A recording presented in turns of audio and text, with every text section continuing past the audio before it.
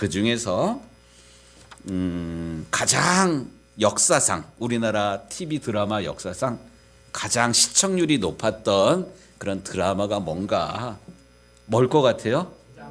대장금 있고 이순신도 있고요. 예, 장희빈도 있고 모래시계도 있고 예, 여러분들 나온 거 다예요. 근데 제가 이렇게 좀 조사를 해봤어요. 가장 시청률이 높았던 거 64.9%. 한 7명, 10명 가운데 한 7명이 봤던 거예요. 첫사랑이라는 그런 프로가 있었어요. 기억나시나? 모르겠어요. 그 다음에 두 번째가 모래시계 64.5%. 허준 많이 좋아하셨죠? 63.7%. 젊은이의 양지 뭐 62.7%. 저는 이거는 안 본 것 같아요. 또 그대 그리고 나 최불암 씨 나오는 주말 송승헌 처음 데뷔했던 64.4%. 또 이거 어릴 때 이거 보려고 막 남의 집 가가지고 보고 그랬던데 수사반장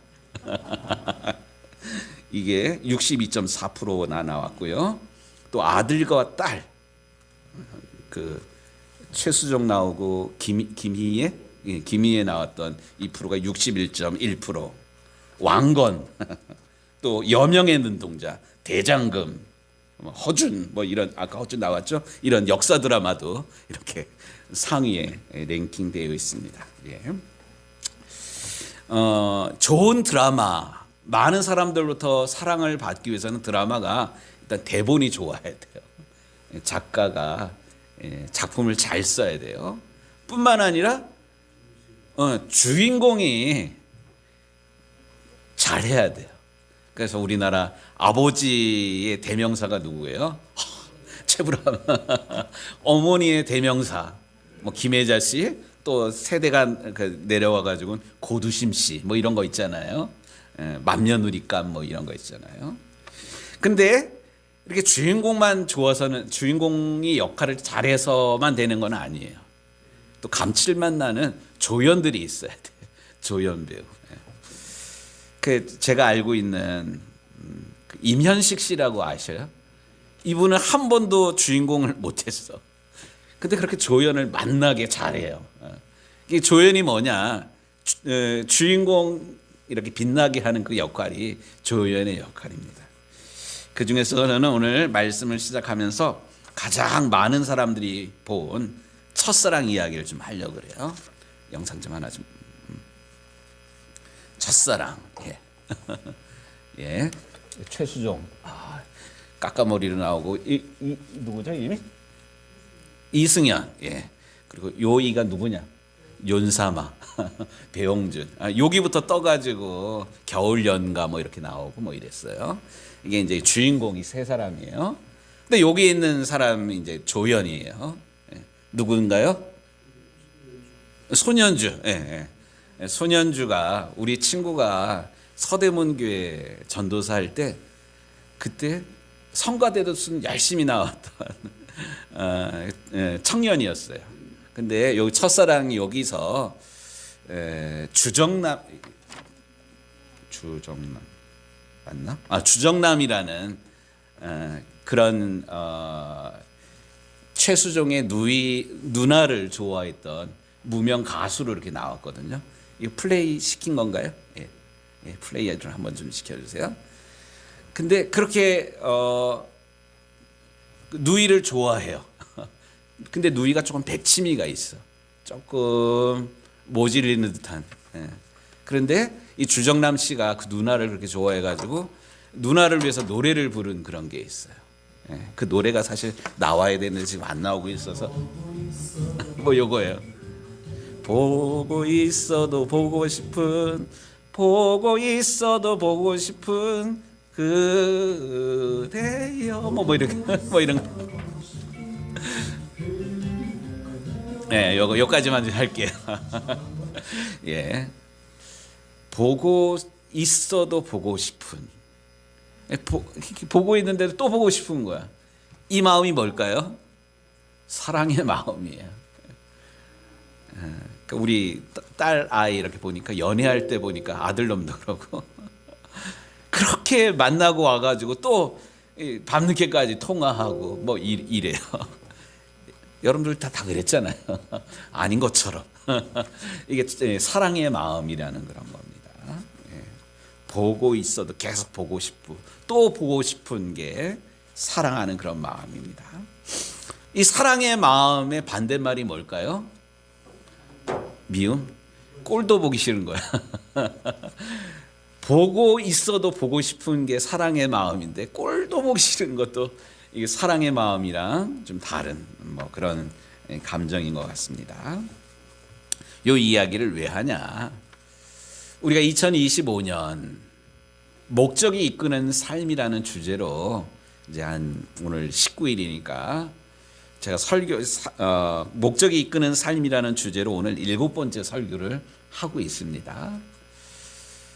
우리의 인생이 그냥 뭐 되는 대로 살아가는 게 아니라 죽지 못해서 살아가는 게 아니라 또 뭐 목숨이 달려 있으니까 살아가는 게 아니라 이런 거 말고 이런 인생을 지금까지 살아왔다 할지라도 2025년에는 하나님께서 우리를 부르신 하나님께서 우리를 통해서 기대하시는 그 사명 그게 뭐냐? 그게 목적이에요. 미션 이렇게 있는데 화살표 그것을 쫓아가 살아가는 삶이 하나님께서 기뻐하시는 그런 삶이거든요. 이제 구체적으로 하나님께서 기뻐하시는 삶이 뭐냐? 이 5가지 이야기를 앞으로 할게 될 건데 그 주제만을 얘기하면 한번 따라해 보겠습니다. 예배. 두 번째는 교제.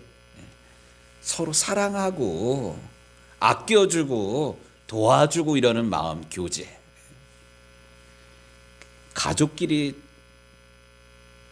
얼굴도 안 쳐다보고 말도 안 섞고 밥도 따로 먹고 뭐 이러면 이게 가족인가요? 이거 아니잖아요. 또 교회에서 예배를 드리는데 하나님만 바라봐. 옆에 누가 왔는지 누가 앉았는지 전혀 관심 없어. 이거 온전한 예배인가요? 이거 아니에요. 또 우리가 믿음을 가지고 이 세상 동네에서 살아가는데 교회는 잘 다니는데 이웃이랑 담 쌓고 뭐 이렇게 살아간다. 이거 영향력 끼칠 수 있어요, 없어요? 그러니까 하나님께서 기뻐하시는 삶이 물론 예배도 잘해야 되지만 두 번째 교제도 잘해야 돼요. 세 번째 뭘까요? 훈련이에요. 제가 곧잘 하는 말이 있어요. 우리가 운전 대부분 하잖아요. 근데 운전을 차가 있다고 운전하는 것 아니에요. 면허를 따야 돼. 그래서 운전학원에 등록해서 면허를 따고 또 면허를 딴다고 운전하는 것 아니잖아요. 연수도 해야 돼요. 그런데 우리 인생은 별다른 훈련 없이 덜컥 결혼해가지고 아버지가 되고 덜컥 결혼해가지고 이러다 보니까 애가 생겨가지고 엄마가 되고 가만히 보면 우리가 훈련 없이 아빠가 되고 엄마가 되고 막 이래요. 이러다 보니까 좌충우돌 막 싸우고 다투고 뭐 결혼한 거 후회하기도 하고 막 이러잖아요. 근데 이런 과정을 거치면서 한 10년, 20년, 30년 정도 살아보니까 이 결혼이라는 게 정말로 훈련받아야 되는구나. 계속 다듬어져 가야 되는구나. 이런 거 느끼잖아요. 안 그런가요? 저만 그런가요? 예, 어쨌든 훈련이라는 게 필요해요. 하나님 일도 마찬가지예요. 그래서 하나님의 기쁨이 되려면 훈련받는 거 두려워해서는 안 돼요. 하나님은 훈련된 사람을 쓰셔요. 또 우리가 하나님께 쓰임 받으려면 훈련 받은 만큼 쓰임 받습니다. 예. 훈련 받아야 돼요. 또 네 번째는 뭐냐면 섬김이에요. 이 섬김이라는 게 이 세상은 하나님께서 우리에게 맡겨주신 일터예요. 교회만이 우리의 선교지가 아니라 우리의 가정도 그렇고 우리의 직장도 그렇고 이 지역도 그래요. 교회에서만 자라는 게 아니라 이 믿음을 가지고 지역 안에 흩어져 가지고 해야 되는 일들, 또 교회 안에서도 예배뿐만 아니라 교회가 해야 되는 그런 사명들이 있거든요. 이는 섬김들, 또 마지막에 하나님께서 기뻐하시는 것, 하나님의 소원이 있다 그랬잖아요. 그게 뭐예요? 하나님 모든 사람이 구원을 받으며 진리를 아는 데 이르기를 원하시느니라. 결국 전도예요. 이 5가지를 알 때 하나님의 기쁨이 될 수가 있습니다. 하나님은 우리를 부르신 게 예수 믿고 구원 받잖아요. 우리 하나님께서 구원을 우리를 향한 최종 목적으로 생각한다면 우린 예수 믿자마다 다 죽어야 돼. 근데 그렇지 않잖아요. 예수 믿고도 우리가 살아가잖아요. 근데 구원받은 걸로 끝나는 게 아니라 우리가 이 다음에 하나님 앞에 섰을 때 잘했다, 충성된 종이라고 칭찬을 들으려면 내 식대로 내가 하고 싶은 대로 신앙생활하는 게 아니라 하나님께서 무엇을 원하시는가를 알아서 잘 훈련되고 잘 쓰임받았다가 하나님께서 부르시는 날 하나님 앞에 갔을 때 너 뭐 하다 왔냐? 뭐 아무것도 뭐 한 게 없는데 구원받은 것밖에 없는데 그러면 아이고 그래 밥이나 먹어라 뭐 이런 거예요. 우리 유정교회 성도들 하나님께서 무엇을 원하시는지 또 하나님께서 무엇을 기뻐하시는지를 알아서 잘 훈련되고 또 잘 사역하다가 또 하나님께 칭찬 듣는 우리 유정교회 모든 성도들이 되기를 주님의 이름으로 축복합니다. 저는 특별히 오늘 이제 말씀을 준비하면서 민수기 6장 25절 말씀에 이런 말씀, 쉬운 성경으로 읽으니까 이렇게 나오더라고요. 하나님이 너희를 향해 미소 짓기를 원하노라. 우리가 자녀들 기르면서 자녀들 애들 이쁘잖아요. 지우가 어쨌든 왔다 갔다 이렇게 하는 게 좀 이렇게 어수선하지만 그래도 어쨌든 시골 교회 애들 목소리가 안 들리는데 얼마나 귀해요. 예. 사랑의 눈을 보면 다 이쁜 그런 거예요. 하나님도 마찬가지예요. 우리가 어디 목사라고 하나님 앞에 100점짜리일 수가 있겠습니까? 내 신랑이라고 내 와이프라고 다 이쁜 건 아니잖아요. 하지만 사랑의 눈으로 보면 다 이뻐. 이렇게 머리 이렇게 뜬 것도 이쁠 때가 있다니까. 이게 사랑의 눈으로 보기 때문에 그래요. 그러니까 지금 아론이 제사장으로서 이스라엘 백성들을 축복하면서 하나님이 너희를 향하여 미소 짓기를 원하노라. 하나님의 기쁨이 되기를 원한다. 이런 축복의 기도를 하고 있습니다. 또 에베소서 5장 말씀에 보니까 주를 기쁘게 할 것이 무엇인지 시험하여 보라. 어떻게 하면 우리가 하나님의 기쁨이 될까? 이런 사모하는 마음이, 사모하는 뜨거운 마음이 우리에게 있어야만 합니다. 이게 부부지간에도 뜨거운 마음, 우스갯소리로 뭐 살이 닿아도 전기가 안 온다. 이거 이제 문제가 있는 거야 사실. 우리가 신앙생활을 하는데 어떤 열정이나 감격이나 기대나 이런 거 없이 그냥 맹숭맹숭 그냥 예배에 왔다가 가고, 이거 살아있는 신앙생활 아니에요. 그래서 사도 바울은 그 에베소 교회 교인들을 향해서 어떻게 하면 주를 기뻐할까 시험하여 보라, 관심 가져보라, 찾아보라, 뜨거운 마음을 가지라, 이런 말씀으로 에베소 교회를 축복하고 있습니다. 다행히 오늘 우리가 읽은 창세기 말씀을 통해서 어떻게 하는 것이 하나님의 기쁨이 되는지 우리는 그 샘플을 찾을 수가 있어요. 그 샘플이 뭐냐? 그 예가, 좋은 예가 누구냐? 바로 노아였습니다. 노아. 그렇다면 노아는 어떤 사람이었나? 노아의 때는 온 세상이 도덕적으로 파탄 상태에 이르렀습니다.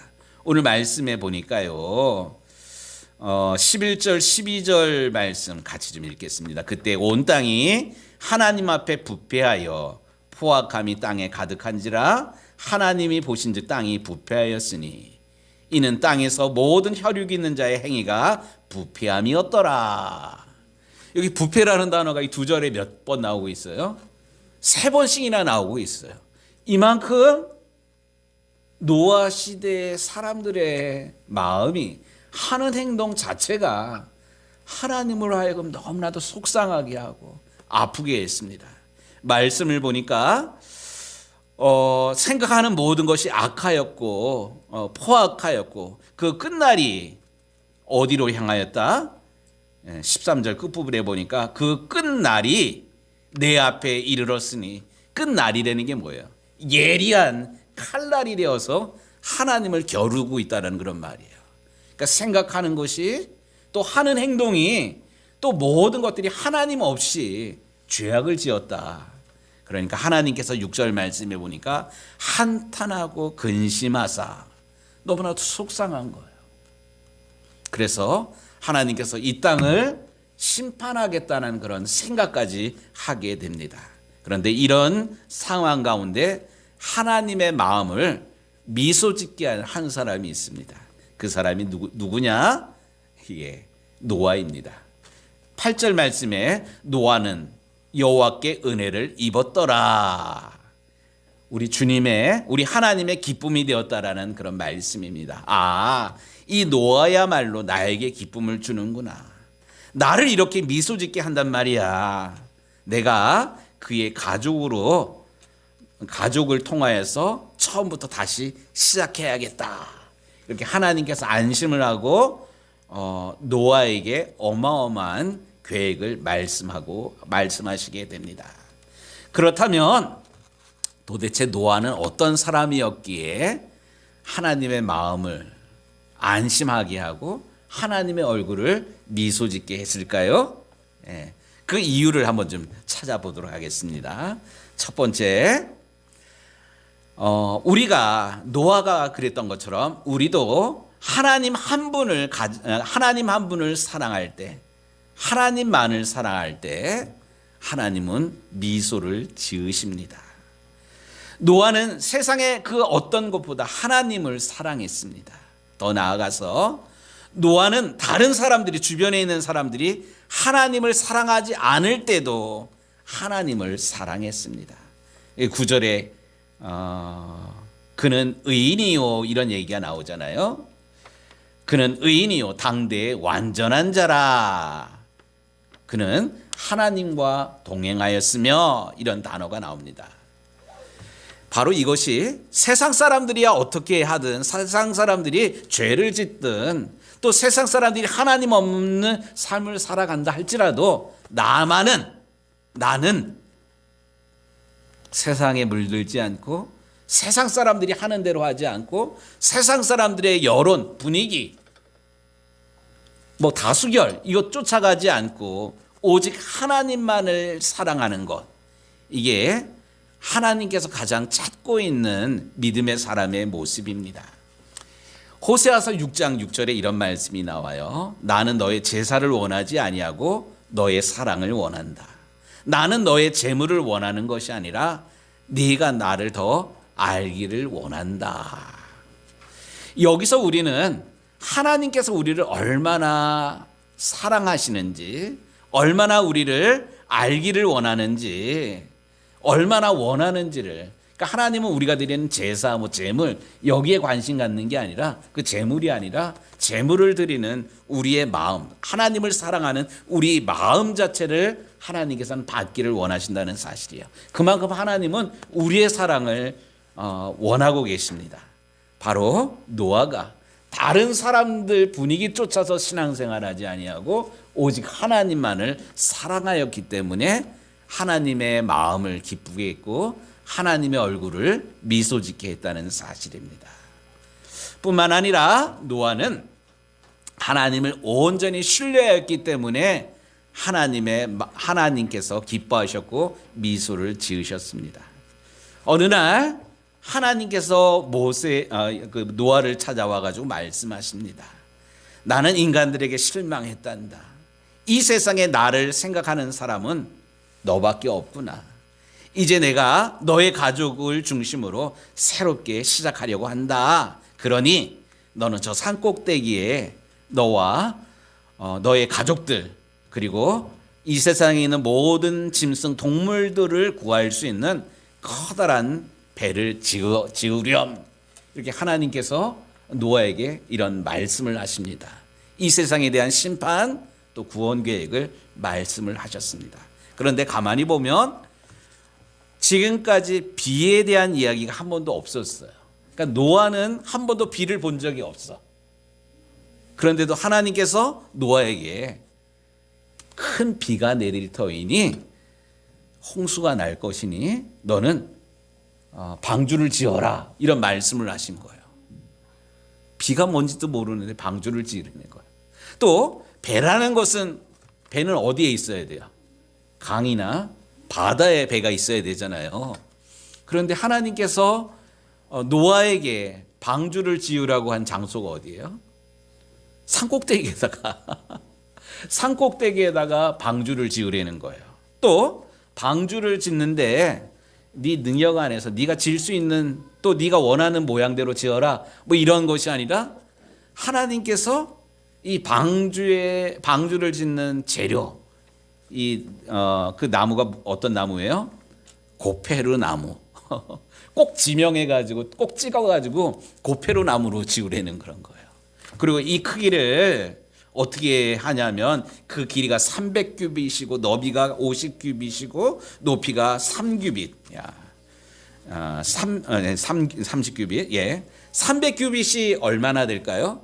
50cm, 여기서부터 여기를 이제 한 규빗이라고 그러거든요. 45cm에서 50cm 치고 50cm로 치고 300규빗이면 이게 얼마나 될까요? 빨리 계산해 보세요. 300 15m? 150m예요. 150m예요. 야, 근데 지금부터 배를 짓는데 150m짜리 배를 짓는 거예요. 야, 150m면 얼마나 될까? 우리 예배당보다는 클 것 같아.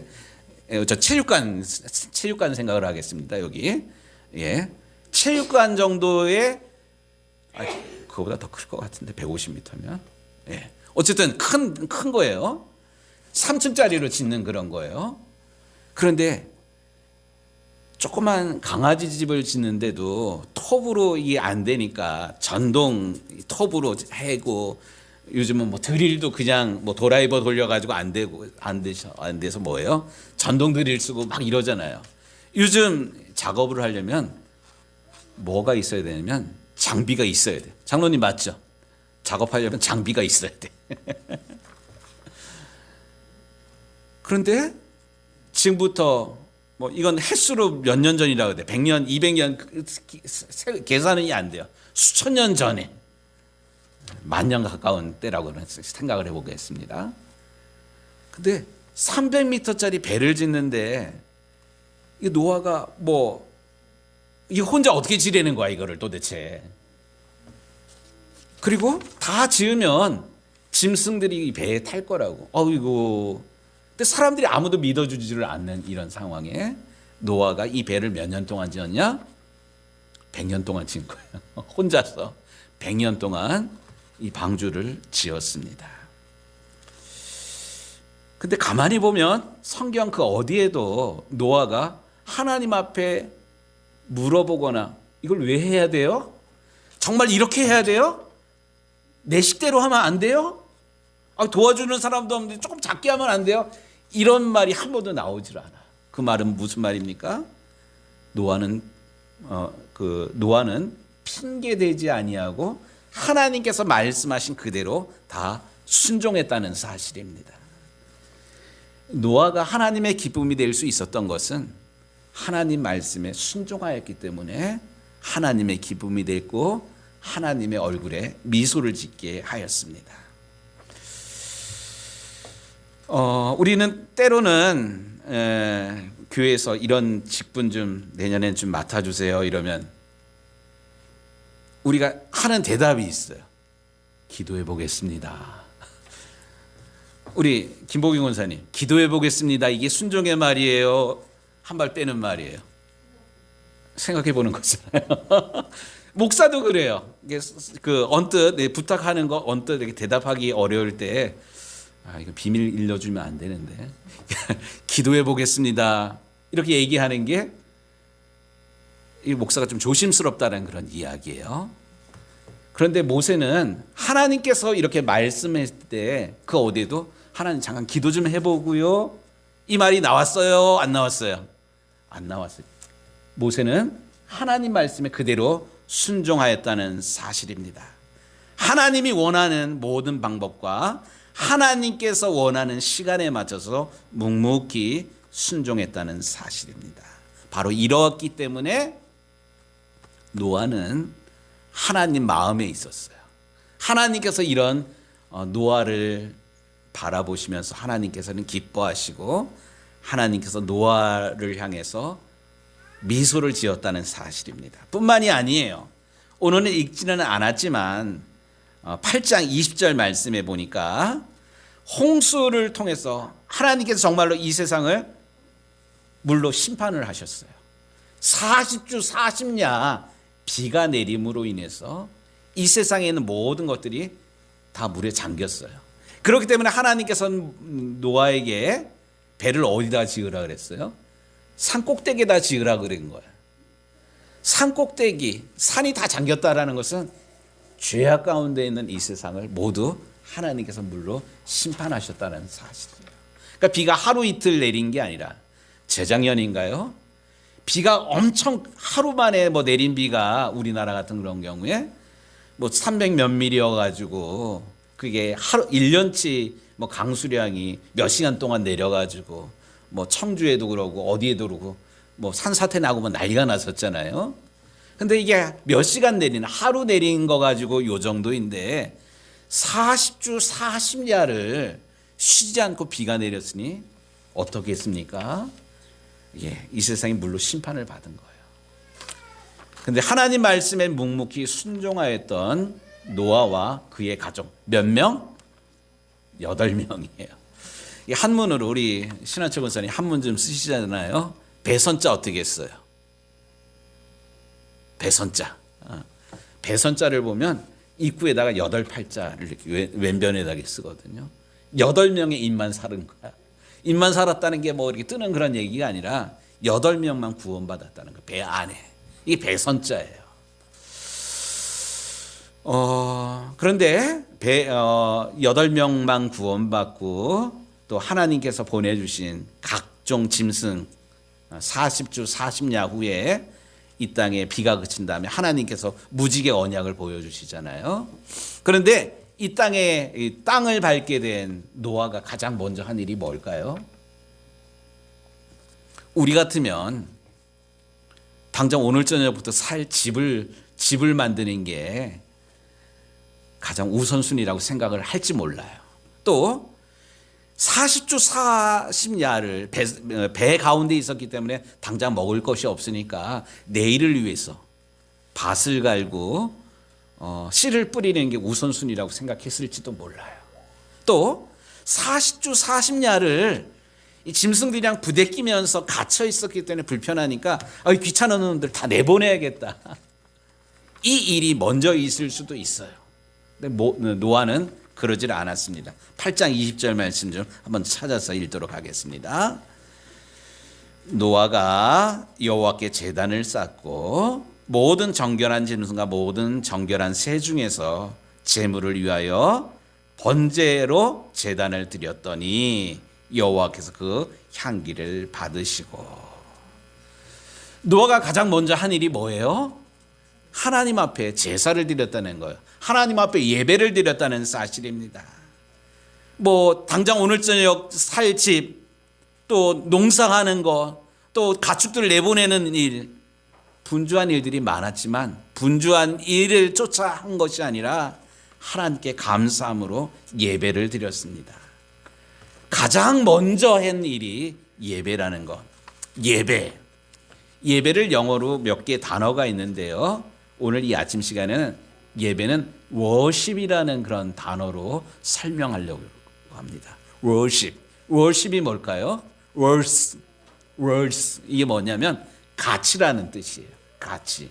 ship. 이건 배예요. 배만한 가치. 우리 신학교 후배 중에 주문진 출신의 후배가 있어요. 근데 이 후배가 이런 얘기를 하더라고요.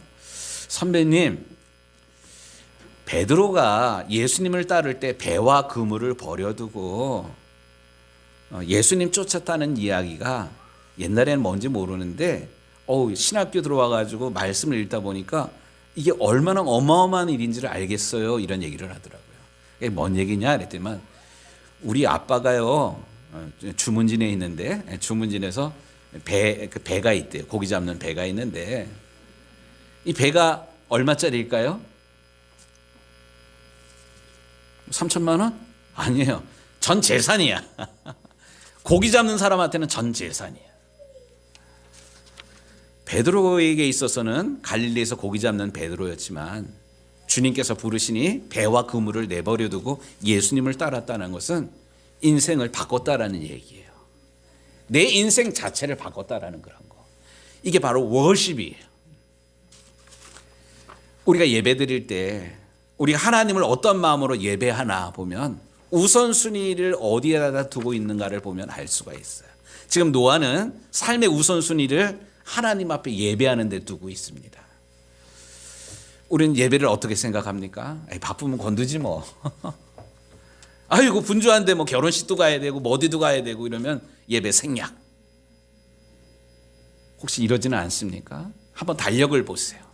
달력 가장 먼저 나온 요일이 어떤 날이에요? 주일이잖아요.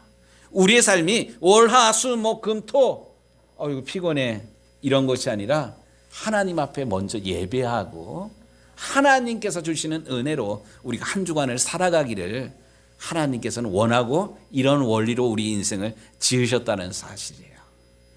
그래서 처음 지음받은 아담도 마찬가지고요. 아담에게 있어서 첫날은 뭐냐면 하나님 앞에 예배드리는 주일날이 아담의 인생에서의 첫날이었습니다. 하나님 형상대로 지음받은 우리도 가장 먼저 해야 되는 일들이 이것도 해야 되고 저것도 해야 되고 그런 다음에 피곤해 쩔어가지고 마지못해서 끌려 나와 있는 이런 것이 아니라 내 삶의 우선순위를 하나님 앞에 드리는 것, 이것이 바로 하나님께서 기뻐하시는 일이라는 사실입니다. 바로 노아가 이것을 알았어요. 그래서 새 생명 얻은 다음에 가장 먼저 했던 일이 하나님 앞에 예배하는 일. 부디 원하기는 노아가 하나님의 마음을 알아 하나님의 마음을 기쁘게 드린 것처럼 우리 유정교회 성도들 올해 우리가 살아가는데 또 여러 가지 뭐 상황들이 우리를 힘들게 하고 지치게 하고 혼란스럽게 하는 일들이 분명히 있어요. 부정하지를 않아요. 하지만 그럼에도 불구하고 하나님께서 어떤 사람을 찾으시는지 가장 어떤 사람을 기뻐하시는지 이 노아처럼 당대 의인이고 또 완전한 자고 하나님과 동행했던 이 사람이 결국 하나님 중심으로 살아갔던 것처럼 우리도 하나님께 예배하는 것을 그 가치를 알아서 하나님께 예배드리는 것을 기쁨으로 여기는 노아와 같은 그런 인생을 살아가는